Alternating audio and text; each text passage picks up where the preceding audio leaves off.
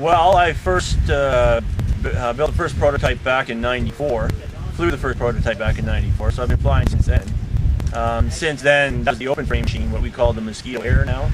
And since then, we've made the Mosquito XE, which is our two-stroke powered enclosed machine like this one. And now we've gone ahead and developed the turbine version of the Mosquito XE, which is what you're looking at here. Now, is there any differences in the airframe between these three models? Well, there's a big difference between the Mosquito Air and the Mosquito XE, and that you can see quite clearly from the Mosquito Air is just an open frame machine where you're actually sitting out on the front leg. And then we developed the Mosquito XE with the help of Dwight and George, which is this enclosed version that puts you into a cockpit, keeps you out of the wind, and streamlines your shape a little bit. But between the turbine version and the Mosquito XE, they're virtually the same. There's some of the reinforcement points have changed a little bit to support the turbine. But other than that, they're about the same machine. How about the control system, Mike? Is the control system the same on all three aircraft? Again, between the Mosquito Air and the Mosquito XE, the control systems are very similar, but there's a couple minor changes just to account for the body enclosure.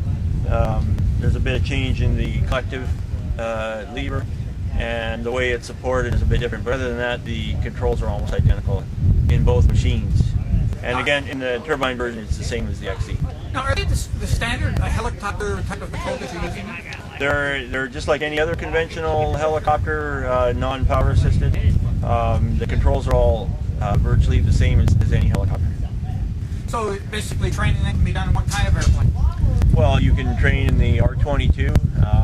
People find this helicopter a little easier to fly than the R-22. So if you can fly the R-22, you'll have no trouble flying the Mosquito. Or you can train in the Hughes 300. That crosses over fairly well.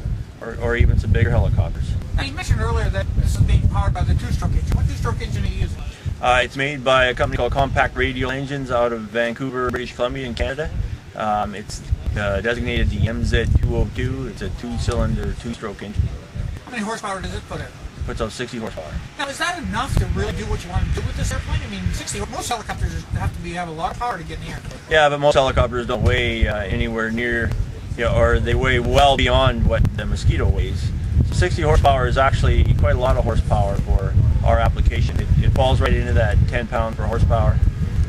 The Mosquito Air, the open frame, has a gross weight of 530 pounds, and so we actually have a better than a 10-to-1 power to weight ratio. This machine weighs in right at about a gross weight of 600 pounds, so we're right on that 10-to-1 horsepower to pound ratio. Now, you're also flying these on floats. Yeah, when we put the XE on floats, then we can it puts us into that weight allowance category of what the floats will allow on the Ultralight, and so it basically allows us to put the XE into the Ultralight category. Now, are these floats that are bought like a full load system, or is this something you developed for the airplane? It's what we developed for the helicopter. Now, what type of flotation do they have? Like, are they an airbag? Are they aluminum? How are they constructed? No, they're actually an inflatable airbag type setup. Now, when did you first get into designing or putting a turbo in this thing, or turbine? Well, it's been, a lot of people like the thought of a turbine, and so about a year ago, I think we started to seriously look at it, and so we went at it. We picked our turbine, and I made a right-angle gearbox for it, and so here we are now. We were hoping to have it ready to fly for this show, but we had a little bit of trouble with the starter, and so we couldn't quite get it ready. But we should have it flying here probably about a month or two after the show. Now, what turbine did you decide to use?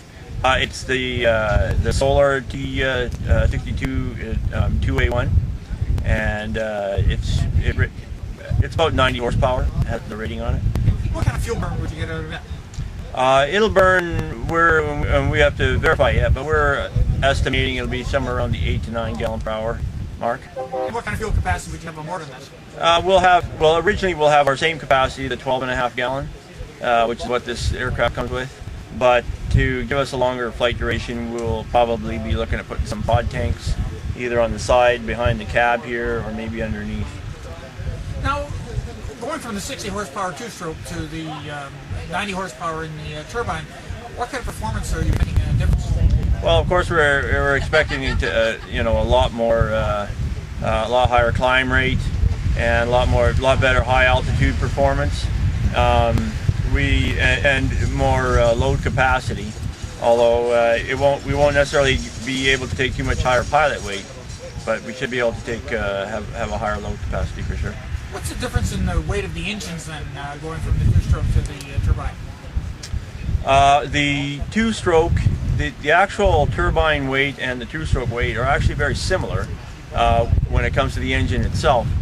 But the turbine, we need an additional battery to give us a 24-volt starting, and also we need a much larger, heavier-duty starter.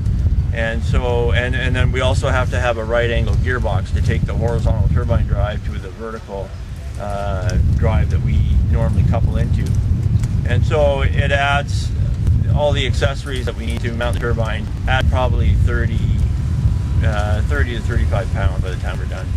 Now, there's been a lot of changes going on at the factory from what I've been reading. You were originally building these in Canada, and now you've moved to Florida, and now they're being built, or there's something happening out in Australia or New Zealand? Well, no, actually, nothing's really changed in terms of where we're building things. All the running gear components, all the machine components are still made in Canada where they were originally. All the air components are still made at the factory in Canada, which is what I originally sold as my kit from Canada. Dwight and George, who developed the XE, this XE body, they're the ones that are in Florida, and they sell the XE body out of Florida. They're the fiberglass specialists, and also some of the landing gear and components that are part of the XE come directly from them. In New Zealand is mostly I have a dealer in New Zealand who is actually largely responsible for the new website, and he's running a promotion to he's selling I don't know what you call them, squares on as a chance to win an XE helicopter. And so anybody that goes on the website can check that out. But that's more his involvement. But in terms of where the helicopters are being built, it's still in Canada, mostly in Canada, and then the body comes from Florida. Now, how many kits have we actually got up and flying now then? I'd have to actually even check again, but we're in about the 15 mark right now that are actually up and flying, and we've sold, we're right at about 60 right now. What we sold. And what kind of delivery times are we looking at? Well, right now we're a little bit backlogged, and so right now we're looking at delivery in December for the XE. The Air, we're still 3 months away. So that's, and we're hoping we'll be able to pick up production and catch up. Now, what about assembly manuals and stuff like that? Is that all basically up and running now? Yeah, oh yeah, assembly manuals are available. There's pictures, assembly pictures. We're going to be shooting an assembly video, and there's a full set of drawings to help you put it together. Now, how long do you feel it's going to be before the turbine's actually going to be available to customers? Well, we'll hopefully have it running and have the bugs worked out in the next month or two, and then we'll have to put some testing time on it. So it might still be another 4 or 5 months. And what kind of TBO are we looking at for the engine? For the turbine? Yeah. We have yet to establish that. I know that Solar originally had a TBO on their engine, and I think in the end they basically lifted it because the engines would, they proved out to run for a long time. We'll have to establish what we think would be a good TBO, but we have yet to decide that. If somebody wanted to get more information, how do you get a hold of you?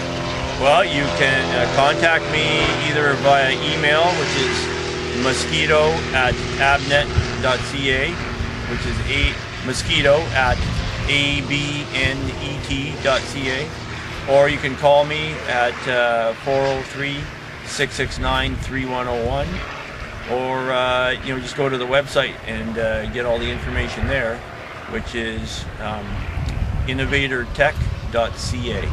Thank you very much for your time. Thank you.